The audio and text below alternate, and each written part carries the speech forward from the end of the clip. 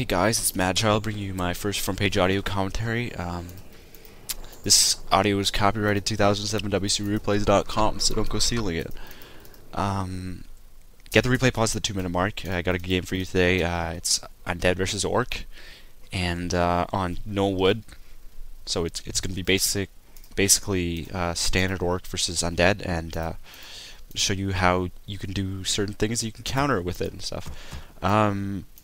Let me introduce myself first. I'm Madchild. I play Undead. I want to comment on Undead. I did a couple of audio commentaries in the member replay section. They turned out pretty well. Got some good feedback and stuff, so I felt like I could take it to the next level. So here I am, trial staff, and trying to make my way on the WCReplays.com site. I don't know. It's just, I've been playing for a while, and I haven't really been part of the community, so I feel like now's a good time for me to be contribute to the community. You should be at the 2-minute mark, so we're gonna get this unpaused.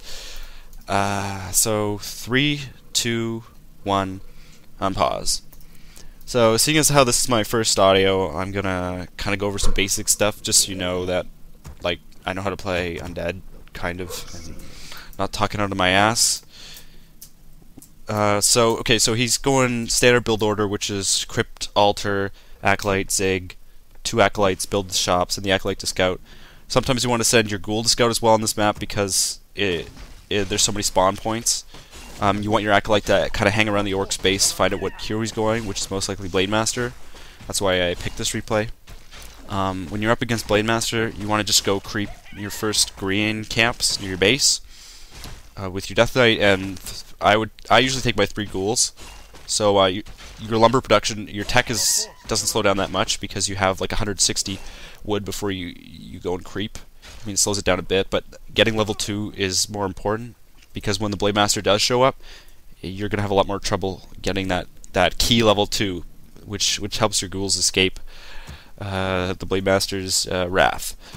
So he has a pretty good building placement. It's not perfect, but then again, on this map, especially in Fav's position, he wouldn't really be able to get a good block off with the amount of buildings he has.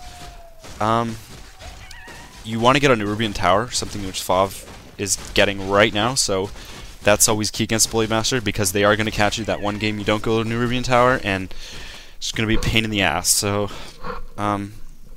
seeing as how I'm giving advice, that's some good advice to give. Gnoll Wood, you want these camps with the shop are really good camps to creep with ghouls.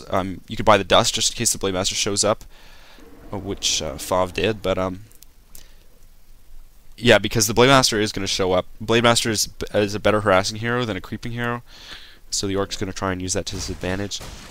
Ghouls work. The theory of ghouls versus Blademaster is basically with all heroes that are really good at killing, like kind of one unit, like Mountain King, Blademaster, like maybe not so much Warden, but like Demon Hunter. Ghouls work really well against because they're able to swarm that hero, and normally those heroes don't have like a form of AoE. So if you can keep your ghoul numbers up, then they're gonna have trouble beating your army. Also, the strategy Fav goes is very nuking centric.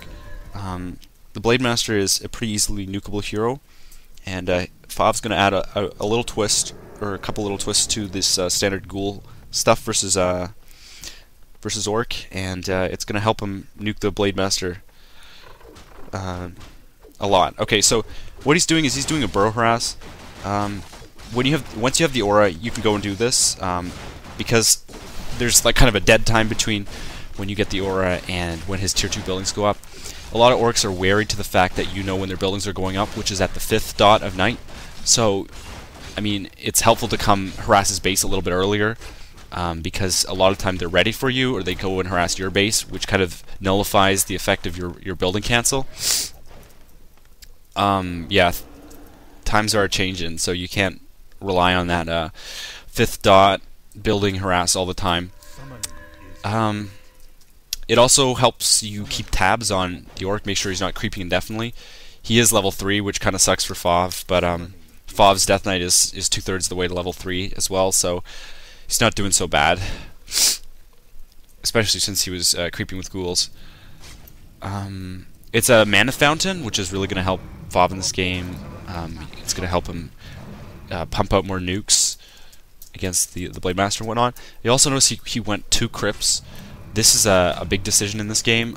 It works really well on this map because getting the first couple of Gargs lets you creep the middle, get the good items like a Sobi Mask or Robe of the Magi, which is going to help with your nuking, which is going to come. And you might be thinking, like, why am I stressing nuking it so much? And the reason I'm doing this is because when you go ghouls, the orc is most likely going to go wyverns, and wyverns, it's a known fact that wyverns rape ghouls. But the thing is, when you're going wyverns, you don't have any meat shield. Like, you may have noticed this when you just go Death Knight and Mass Gargs, and then the elf switches to bears. You don't have any meat shield, so it's very easy to just focus down the hero and kill it. And so this Vav is going to focus on that aspect, and the fact that ghouls have such a high damage output, and he's going to have Death Knight and a Lich. The orc is not going to have enough to get in the way and protect his heroes, and so Vav is going to be able to dominate the battlefield, which is aided by the fact that he has 2 crypts continuously pumping either ghouls or fiends. Gargs are not a real answer to orc air, as he can just go bats, and wyvern's focus fire is extremely powerful. When you end up going this strategy with fiends, you're gonna end up running back a lot, and there's gonna be lots of webbing by the fiends, and when you run back, it kind of diminishes his wyvern numbers. So this is basically a little bit of a twist on the ghoul fiend strategy that some of you may have tried, and works fairly well against orc as long as you don't lose too many ghouls in the early game. You don't give up too many points to the orc. So yeah, you saw how easily you can creep that middle camp with 2 Gargs and a Death Knight and like two ghouls. Like it's very easy to creep. That's one of the reasons why this map isn't ridiculously imbalanced for orc. But yeah, those just initial Gargs are going to give way to fiends later on because they're not a legitimate solution to wyverns.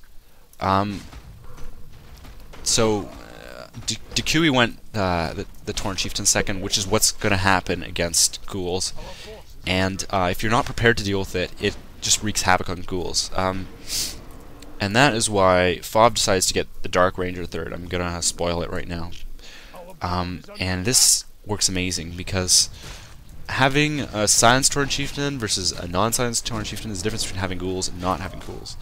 And that is what Vav's depending on for his army. So the fact that the Tauren chieftain can't stomp, which is what the orc is relying on to slow the ghouls down from completely overwhelming his heroes, allows you your nukes to reign supreme.